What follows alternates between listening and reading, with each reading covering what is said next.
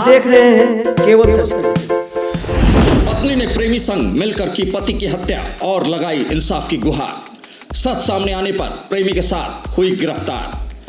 राजधानी रांची के ओरमांझी थाना क्षेत्र में रहने वाले आशीश्वर महतो की हत्या की गुत्थी रांची पुलिस ने सुलझाकर सफलता हासिल कर ली है।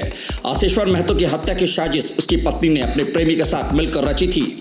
पत्नी सीता देवी ने पहले अपने प्रेमी सनोज महतो के साथ मिलकर अपने पति की हत्या की और फिर ओरमांझी थाने में जाकर पति की गुमशुदगी का मामला भी दर्ज करवा दिया। इस मामले में आशीश्वर की पत्नी सहित 3 को गिरफ्तार किया गया है। रांची के एसपी चंदन कुमार सिन्हा ने प्रेस वार्ता में बताया कि आशीश्वर महतो की हत्या के आरोप में उसकी पत्नी सीता देवी, सीता के प्रेमी सनोज महतो और सनोज के बहनोई प्रेमनाथ महतो को गिरफ्तार किया गया है। तीनों ने आशीश्वर महतो की हत्या की साजिश रचने और हत्या कर शव को छिपाने की बात स्वीकार की है। उन्होंने बताया कि आशीश्वर के अचानक गायब होने को लेकर 23 अप्रैल 2024 को उसकी पत्नी सीता देवी के द्वारा ओरमांझी थाने में गुमशुदगी की रिपोर्ट दर्ज करवाई गई थी। आशीश्वर की हत्या एक धारदार हथियार से की गई थी और 23 अप्रैल को ओरमांझी के शमशान से आशीश्वर का शव बरामद किया गया था। पुलिस ने जब हत्याकांड की तफ्तीश शुरू की तो पूरा केस ही ब्लाइंड था।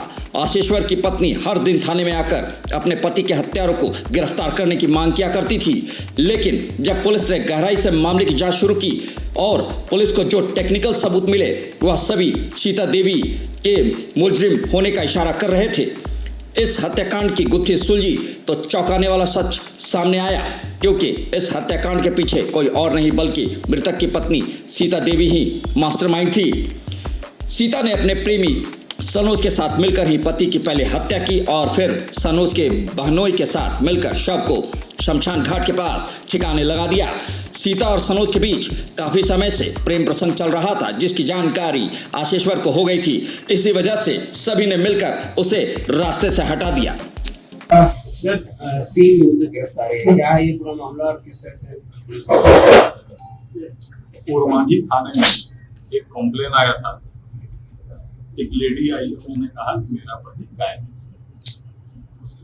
इसकी सूचना पर पुलिस जो है खोजबीन करने लगी उस गायब व्यक्ति को। बाद में पता चला कि उसका शव शमशान घाट के पास मिला।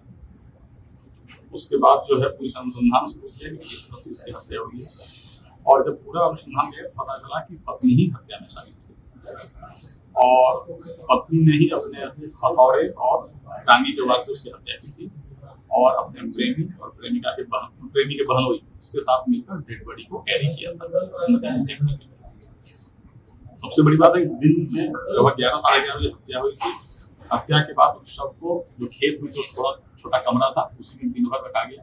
फिर जो इसके प्रेमी था, प्रेमी अपने बहनोई को बुलाने पड़ा गया, वहां से लेकर आया क्योंकि डेड बॉडी को कैरी करना आसान नहीं था, और फिर एक डंडे में बांध कर जैसे जानवर को ले जाया जाता है उस तरीके से ले जाके वहां पर नदी के किनारे शमशान घाट में फेंका।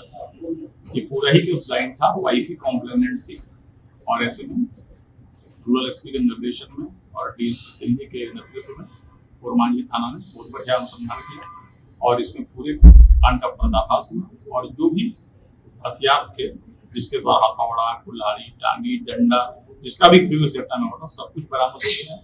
यह केस कन्विक्शन के लिए बिल्कुल फिट केस है। अनुसंधान में उच्च क्वालिटी का हुआ है और सभी जो टीम के पदाधिकारियों को पुरस्कार भी पात्र है।